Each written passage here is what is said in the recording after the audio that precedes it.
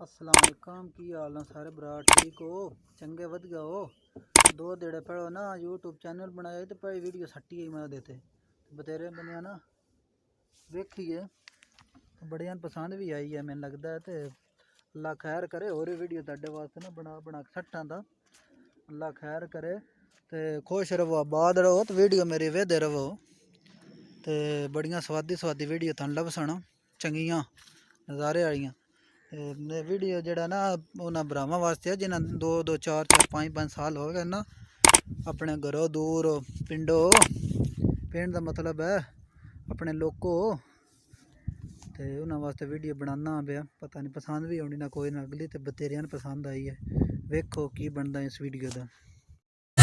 गल्लां प्यार दियां गैरां नाल तेरियां ते साडे नाल हेरा फेरियां।